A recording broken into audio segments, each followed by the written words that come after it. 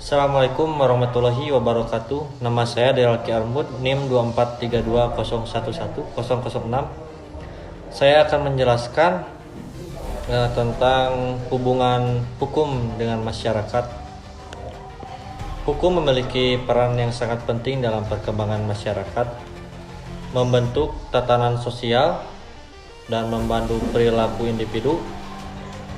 Pengaruh hukum terhadap perkembangan masyarakat dapat dilihat dari berbagai aspek, mulai dari stabilitas sosial, pertumbuhan ekonomi, hingga perlindungan hak asasi manusia.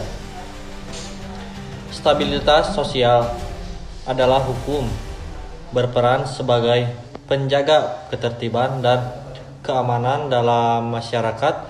Aturan-aturan hukum yang tercantum dalam undang-undang dan peraturan perundang-undangan lainnya memberikan kerangka kerja yang jelas bagi individu untuk berinteraksi satu sama lain. Dengan adanya hukum, konflik antara individu dan kelompok dapat diatasi dengan cara yang adil dan terstruktur, sehingga mencegah terjadinya kekacauan dan anarki. Yang kedua, pertumbuhan ekonomi. Hukum juga berperan penting dalam mendorong pertumbuhan ekonomi dengan menciptakan iklim investasi yang kondusif.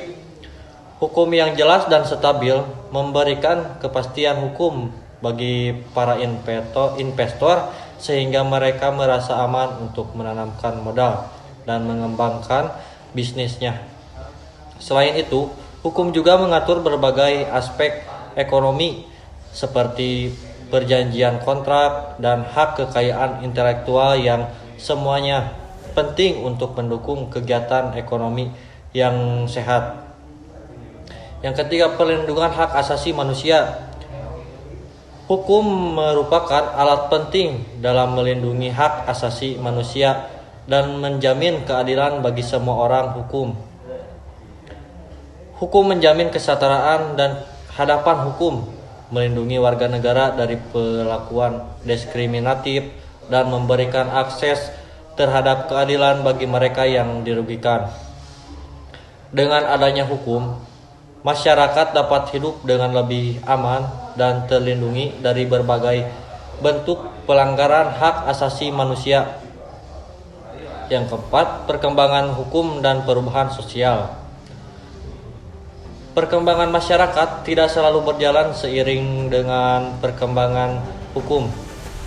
Terkadang perubahan sosial lebih cepat daripada perubahan hukum, sehingga hukum menjadi tidak relevan lagi dengan kondisi masyarakat saat ini.